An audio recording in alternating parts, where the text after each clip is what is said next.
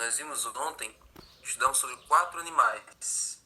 Nós vimos que esses 4 animais representavam 4 impérios mundiais que surgiram no meio das nações.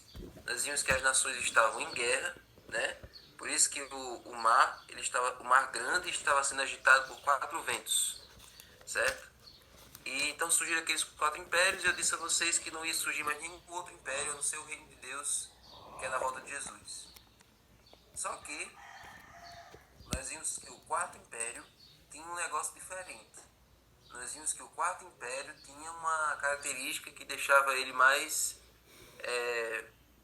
ameaçador, mais tenebroso do que os outros 3. E é sobre essa característica dele que nós vamos estudar hoje, certo? Então, vamos aí para Daniel 7. Vamos abrir nossas Bíblias em Daniel 7. E vamos conhecer agora alguns detalhes sobre esse quarto animal muito importantes. Daniel capítulo 7, vamos ler para o verso 19 a 21. Diz assim, ó. Então eu tive desejo de conhecer a verdade a respeito do quarto animal, que é diferente de todos os outros, muito terrível, cujos dentes eram de ferro, cujas garras eram de bronze, que devorava, fazia em pedaços e pisava com os pés o que sobrava. Ontem nós vimos que o leão com asas representava a Babilônia, o urso representava a Medopécia, o urso com 3 costelas na boca, o leopardo com 4 cabeças e 4 asas representava a Grécia. E o que representava esse quarto animal terrível e espantoso? Alguém lembra? O que era que representava? Roma. Isso, muito bem. Então esse quarto animal representava o Império Romano. O Império Romano, lembre-se disso. Não era a Roma papal ainda. Esse quarto animal representa o Império Romano. Só que aqui tem algumas características desse quarto animal. Diz que ele era terrível, diz que ele pisava com os pés que sobejava. E nós sabemos que durante o período do Império Romano foi um período de grande atrocidade, de uma tirania absurda. Foi nesse período que Jesus nasceu, Jesus viveu, Jesus morreu, os apóstolos cresceram, viveram e morreram. E que a igreja cristã começou e está aí até hoje. Agora, esse quarto animal, apesar de todas essas características negativas, tem mais características ainda, que é o verso 20. Também quis saber a respeito dos 10 chifres que ele tinha na cabeça e do outro chifre que subiu, diante do qual caíram 3 chifres, ou seja, aquele chifre que tinha olhos e uma boca que falava com arrogância e que parecia mais forte do que os outros chifres. Então, o quarto animal tinha 10 chifres na cabeça. 10 chifres. Você percebeu que até agora nenhum dos outros 3 tinha chifres. Só esse. Esse ele tem 10 chifres, certo? 10 chifres.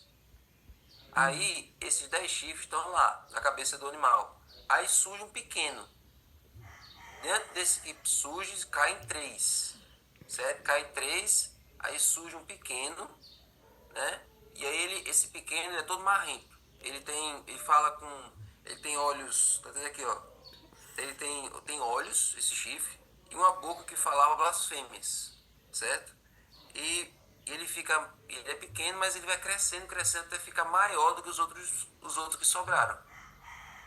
Então, à primeira vista, esse texto parece que não tem lógica nenhuma, parece que não tem explicação nenhuma, mas nós vamos descobrir hoje, pela graça de Deus, o que representa esses 10 chifres e o que representa também o chifre pequeno, certo? Que é pequeno no começo, depois é que ele engrossou o caldo e cresceu. Então vamos lá. Qual animal chamou mais atenção? Daniel, o animal terrível e espantoso que nós acabamos de ler. Do verso 19 ao 21. Agora, o que representa esses 10 chifres? Para a gente já falar sobre isso, já esclarecer isso. Verso 24. Os 10 chifres correspondem a 10 reis, que se levantarão daquele reino. Depois dele se levantará outro rei, que será diferente dos primeiros, e derrotará 3 reis. Então vamos lá. Aqui está dizendo que os 10 chifres são 10 reis que se levantarão daquele reino. Qual é que reino? O Império Romano. Eu disse a vocês que não ia surgir outro império depois de Roma. Roma foi o último grande império mundial. Mas está dizendo aí que ia surgir 10 reis do Império Romano. E o que representam esses 10 reis que iam surgir dele? Então, gente, vamos entender aqui um pouquinho da história. Roma, por muito tempo, foi forte o suficiente para continuar o seu império, para manter o seu império funcionando. Só que como Roma, o próprio texto diz que Roma era um império cruel, era um império tirano, com o tempo ela não conseguiu mais sustentar essa rigidez em todo o seu território. Então, com o tempo, começaram os povos, as nações que eram sob o domínio do Império Romano, começaram a ficar impacientes, começaram a ficar desgostosos. Começaram, não, já estavam, mas ficaram mais ainda, né? Começaram a se revoltar contra o Império Romano. Então, nesse período, gente, começaram a surgir 10 tribos bárbaras que começaram a minar o Império Romano. Começaram a corroer que nem uma traça, que nem um bicho decompositor que fica comendo ali a roupa, fica comendo ali os restos mortais de uma pessoa. Então, esses 10 chifres começaram essas 10 tribos bárbaras começaram a minar o Império Romano. Começaram a pouco, destruir os soldados romanos, começaram a se revoltar contra o Império. E findou o que aconteceu, sabe o quê? O Império Romano já não estava mais dando conta, ele se dividiu. Ficou o Império Romano do Ocidente de um lado e o Império Romano do Oriente do outro. Já não era mais um império só, agora ficou dividido em 2 partes. E as 10 tribos lá, só canigando até acabar de vez. Aí acabou o Império Romano do Ocidente e ficou só o Império Romano do Oriente, certo? Caiu um lado, agora ficou só o outro. Agora o Império Romano está mais fraco do que nunca. E aí aconteceu que o último imperador romano, chamado de Rômulo Augusto, ele foi deposto por um dos reis das tribos bárbaras. Então é assim que acabou o grande Império Romano. Tudo acaba com divisão. Vocês viram lá que na Grécia começou com Alexandre o Grande, sozinho, conquistando tudo. Quando ele morreu, se dividiu em os 4 generais, aí acabou. E agora o Império Romano, que era grande, como um império só, ficou dividido em 2 partes. Aí uma parte caiu primeiro, a outra parte caiu depois. Tudo acaba com divisão. Leve isso aí para as suas igrejas. Não permita que nada divida a igreja, porque isso aí pode causar a ruína da igreja, certo? Então, Roma caiu por causa disso. Ela se dividiu e enfraqueceu. E aí, agora que o Império Romano acabou, ficaram apenas essas 10 tribos bárbaras. Na verdade, tinham mais de 17 povos, 17 nações ali naquela região ali da Europa. Só que essas 10 foram as mais importantes, as mais proeminentes, as mais fortes, digamos assim. Certo? Então, gente, tenho aqui uma lista dessas 10 tribos que elas se estabeleceram dos anos 351 até o ano 476. E agora eu vou mostrar para vocês cada uma dessas 10 tribos para vocês verem se vocês conhecem alguma. Certo? Vocês vão me dizer se vocês conhecem alguma delas. Tá aí os 10 chifres. Então, vamos lá. Esses 10 chifres correspondem às 10 tribos bárbaras, que são os países da Europa hoje. Então tem muitos desses países que vocês conhecem. Por exemplo, o primeiro aí, a primeira tribo bárbara chamava Alamos, que hoje corresponde à Alemanha. Quem conhece a Alemanha? Todo mundo conhece, né? Então, aqueles povos, aquela tribo bárbara dos Álamos, hoje é a Alemanha. Aí, olha, a segunda tribo bárbara, que eram os francos, não é porque eles eram sinceros, não, porque eram francos mesmo. É representa hoje a França, certo? Aí o terceira tribo bárbara, os Borguinhões, hoje representam a Suíça. Também é um país que você já deve ter ouvido falar, um país muito bonito, muito avançado, né, na questão da educação, na questão do desenvolvimento, né, social. Então os Borguinhões se tornaram a Suíça. Depois, os suevos se tornaram o país de Portugal, o português de Portugal. Então os suevos se transformaram no país de Portugal e Portugal, né, depois colonizou o Brasil. Depois, os visigodos, eles se transformaram no país da Espanha. Tá vendo? Ó? Tudo país conhecido. Depois, os anglo-saxões se transformaram na Inglaterra. Até o nome lembra aí um pouquinho, né? Anglo e Ingla. Anglo-saxões viraram a Inglaterra, o Reino Unido, nos dias de hoje. E aí, olha só, os lombardos formaram o país da Itália. E aí é interessante porque você já deve ter ouvido falar aquele sobrenome Lombardi, né? Tem vários artistas com esse sobrenome, Lombardi. É porque eles são descendentes de italianos. E na Itália tem muitos desses nomes que terminam com Lombardi, Giuseppe, não sei o quê. Então, os lombardos formaram a Itália. E aí, agora vocês conheceram aí 7 povos, 7 tribos bárbaras que se transformaram em 7 países da Europa hoje. E esses últimos três chifres aí, esses últimos 3 povos aí, quem são eles? Esses últimos 3 povos aí são os vândalos, os ostrogodos e os érulos. O que eu disse a vocês que aconteceu com esses 3 povos no começo? O texto diz que aconteceu um negócio com esses 3 povos aí. Foi acontecer com eles 3. Se dividiram. Se Hã? dividiram. Se dividiram. E viram Roma. Não. Todos eles, os 10, eles invadiram e destruíram Roma. Os 10, eles tiveram essa missão e deu certo, graças a Deus. Eles tiveram a missão de minar e acabar com Roma. Acabou. Aí 7 viraram os países da Europa. Mas esses Formaram as 3, nações europeias. certo. Mas esses 3 aí, o que aconteceu com esses 3? Apenas com esses 3. Eles caíram. Isso. Muito bem, Iris. Então, se dividiram, caíram. Foi o que eu disse. Não, olha só. O que se dividiu foi o Império Romano. Esses 10 povos aí tiveram a missão de acabar com o Império Romano. O Império Romano se dividiu e o Império Romano caiu, mas eles continuaram. Só que 7 desses aí viraram países da Europa. Só que esses 3 aí não viraram nada. Por quê? Porque eles 3 caíram. Esses 3 foram extintos. E por que eles foram extintos? Porque surgiu um chifrezinho pequeno.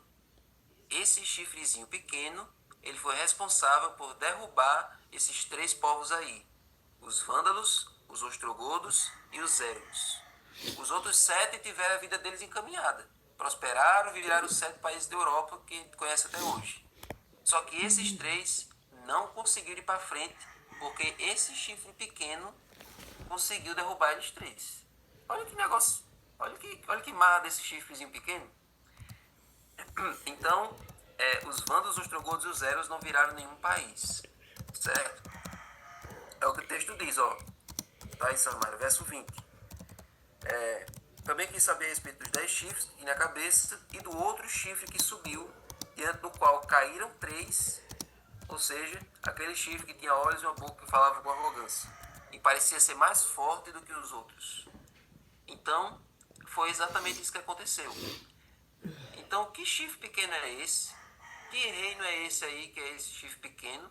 Que poder é esse chifre pequeno que conseguiu ser tão forte que derrubou 3? Ou seja, 3 nações, 3 tribos bárbaras não viraram nada, eles foram extintos, se acabaram, não viraram país nenhum, não tiveram continuação nenhuma na história. Quem é esse chifre pequeno e por que ele conseguiu derrubar 3 povos de uma vez? Então vamos ver o seguinte. Vamos analisar aqui as características desse chifre pequeno. A primeira característica que nós vimos é que ele arrancaria outros 3 chifres. Certo? Essa é a primeira característica. Arrancaria outros 3 chifres. Derrubaria 3 tribos bárbaras. A segunda característica é que ele teria olhos humanos e uma boca blasfema. Essa é a segunda característica do chifre pequeno. E a terceira é que ele faria guerra contra os santos. Onde é que está isso? Verso 21. Enquanto eu olhava, eis que esse chifre fazia guerra contra os santos e estava vencendo. Então esse poder aí, esse reino, essa instituição aí, está fazendo guerra contra os santos do Altíssimo, contra as pessoas de Deus, o povo de Deus. E ele estava vencendo, ele estava conseguindo persegui-los e exterminá-los. Então, esse chifre pequeno aí está fazendo a guerra contra os santos do Altíssimo. E ele também faria o seguinte: ele mudaria os tempos e a lei. Ele ia fazer uma mudança, ia tentar fazer uma mudança no tempo, na contagem do tempo, e também na lei de Deus. Ele ia se astrever, que nem diz o Matuto, ele ia se astrever a fazer uma mudança na lei de Deus, nos 10 mandamentos. E mexendo nos 10 mandamentos, ele poderia mexer no tempo também. Mas, isso está onde? Está no verso 25, ó. Ele falará contra o Altíssimo, oprimirá os santos do Altíssimo e cuidará em mudar os tempos e a lei. E os santos serão entregues nas mãos dele por um tempo, tempos e metade de um tempo. Então, esse chifre pequeno cuidaria em mudar os tempos e a lei e faria guerra contra os santos e seria blasfêmia, ou seja, ele tentaria afrontar o próprio Deus. Parece que tem alguém mandando mensagem aqui, deixa eu ver. Então, e por fim, o que aconteceria com esse chifre? Ele duraria para sempre? Ele seria um novo império mundial? Não. Por mais afrontoso que fosse esse chifre, por mais perigoso que fosse ele para os santos do Altíssimo, o que o Altíssimo faria com ele? Ele seria destruído. Olha aí. Então, olha aí o verso 26. Mas depois será instalada a sessão do tribunal para lhe tirar o domínio, para o destruir e o consumir até o fim. O reino, o domínio e a majestade dos reinos debaixo de todo o céu serão dados ao povo dos santos do Altíssimo. O seu reino será um reino eterno e todos os povos, todos os domínios o servirão e lhe obedecerão. Amém? Então, por mais poderoso que tenha sido esse chifre pequeno, ele não vai durar para sempre. O reino do Altíssimo vai dominar para todos sempre, todos serão subjugados diante do reino de Deus. Amém. Mas afinal, quem é esse chifre pequeno? Que poder ele tem? Por que ele derrubou 3 povos? Então vamos entender o seguinte. Vários estudiosos, não é só os adventistas, mas durante a história, Martim Lutero, que não era adventista, e Isaac Newton, que foi o pai da teoria da gravidade, ele e das 3 leis de Newton também. Isaac Newton, Lutero e outros estudiosos chegaram à conclusão de que esse chifre pequeno representa Roma papal. Lembre-se que o 4º animal representava a Roma imperial, a Roma dos imperadores, dos Césares, que foi nesse período que eu falei aquilo que aconteceu. Roma imperial chegou ao fim, foi dividida em 2, as 10 tribos acabaram com Roma imperial, 7 viraram nações da Europa e 3 foram extintas porque surgiu esse chifre pequeno que é a Roma papal. A Roma papal, gente, quando a gente fala Roma papal, foi a Igreja Católica Apostólica Romana, que estava sob o domínio dos papas. E os papas chegaram a um ponto que eles ficaram tão poderosos que no ano 538 eles ganharam o que a gente chama de supremacia. O poder deles ficou tão grande que eles chegavam a mandar e desmandar nos reis. Tinham reis que vinham pedir desculpas ao Papa, ficavam esperando lá de fora do Vaticano, do castelo lá, E o Papa deixava esses reis 3 dias no gelo, na neve, para não querer deixar ele entrar. E o rei chegava todo arrependido, todo humildezinho, para pedir desculpa ao Papa, beijava o pé dele, e o Papa considerava se ia perdoar ou não aquele rei. Então, para você ver que o poder do Papa chegou a um nível estratosférico nesse período. E como é que ele chegou a ter esse poder todo? Foi o seguinte, como é que o Papa chegou a essa condição tão poderosa? Durante todo o período depois que os apóstolos morreram, a igreja cristã ela foi se corrompendo cada vez mais, e começaram a entrar várias práticas pagãs, uma adoração aos santos, culto aos mortos e assim por diante. Os sacerdotes, os padres começaram a se vestir de um jeito diferente da membresia, e aí, com o tempo, cada igreja tinha o seu bispo, cada igreja cristã tinha o seu ancião, digamos assim. E aí, com o tempo, os bispos das igrejas cristãs ao redor da Europa ali, eles começaram a dar um grande valor, começaram a dar uma grande consideração ao bispo de Roma, que até então não se chamava Papa, era o bispo da igreja de Roma. Por alguma razão, eles começaram a dar valor, começaram a meio que idolatrar, começaram a meio que a dar uma certa ênfase, uma certa importância ao bispo de Roma. Até que, no ano 538, o bispo de Roma ganhou o título de Papa e ele começou a se destacar entre os demais e conquistou agora um poder que ele nunca tinha tido antes. Ele se tornou líder da igreja cristã. E por que esse Papa arrancaria 3 chifres? Tinha essas 3 tribos, que eram os Érulos, Vândalos e Ostrogodos. Eles não queriam se sujeitar ao Papa. Eles não queriam aceitar esse poder todo que o Papa tinha. E aí, por causa disso, o papado ele destruiu essas 3 tribos. A igreja papal, a Roma papal, tinha um exército e eles lutaram e derrubaram esses 3 povos. Os outros povos se sujeitaram ao domínio do Papa, mas essas 3 tribos não. Elas bateram o pé, nós não vamos aceitar. E aí elas foram extintas pelo Papa. Então, por isso que ele derrubou 3 chifres. Agora, o que significa esses olhos humanos e essa boca blasfema? Deixa eu só voltar aqui. Esses olhos humanos, essa boca blasfema, como é que isso se aplica ao chifre pequeno, como é que isso se aplica a Roma papal? É simples. O que é blasfêmia na Bíblia? É tomar o lugar de Deus. E o que é que o papado fez durante a Idade Média que tentou usurpar o lugar de Deus? O papado, ele tentou fazer o seguinte: começaram a dar autoridade aos padres e aos clérigos a pretensão de perdoar pecados. O membro chegava, o fiel chegava, e o Papa ia lá e perdoava os pecados dele. Isso é uma coisa que somente Deus é quem faz. Tanto é que quando Jesus fazia isso, quando Jesus perdoava os pecados, os fariseus ficavam: ei, você está blasfemando, você está querendo ser como Deus. Porque na Bíblia, só quem pode perdoar os pecados é alguém santo, que é Deus. Então tinha a doutrina da confissão auricular, que você pode pedir perdão dos seus pecados a um padre, a um líder religioso, e o Papa ocupava na terra o lugar de Deus. Tanto é que ele dizia: é Deus no céu e o Papa na terra. O que Deus disser lá no céu, o Papa aprova ou não aqui na terra. Ele é o representante de Deus, ele é o vigário de Deus, vicário e filho dele. Então, por isso que a Bíblia diz que ele tinha olhos humanos e uma boca blasfema. Agora, o que é esse fazer guerra contra os santos do Altíssimo?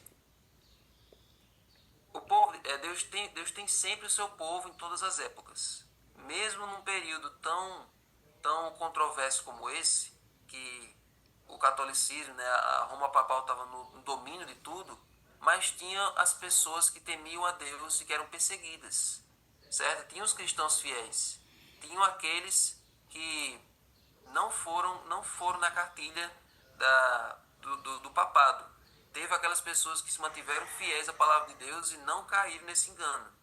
Essas pessoas foram perseguidas. As pessoas que decidiram ficar do lado da palavra de Deus, da verdade, elas eram perseguidas pelo papado. Agora, por quanto tempo? O texto diz que os santos lhe foram entregues nas mãos por um tempo, 2 tempos e metade de um tempo.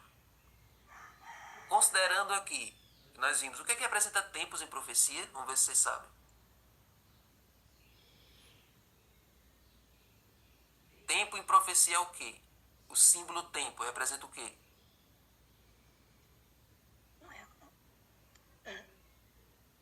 Pode dizer. Tempo em profecia representa anos. Exatamente. Muito bem. Só para vocês não dormirem aí. Então, um tempo, 2 tempos e metade de um tempo representam 3 tempos e meio. Ou seja, 3 anos e meio. Se você for contar quantos meses tem em 3 anos e meio, dá 42 meses. E 42 meses tem 1.260 dias. E dias em profecia representam o quê? 1.260 anos. Isso, exatamente. Então representam 1.260 anos. 1.260 anos literais. Foram 1.260 anos em que o papado teve esse poder total sobre o mundo. Começou no ano 538 e foi até o ano 1798.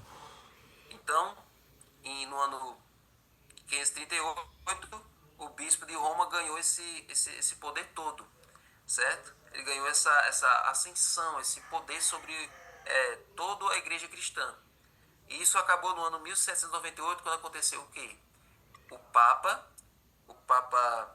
Pio VI, ele foi preso por Napoleão.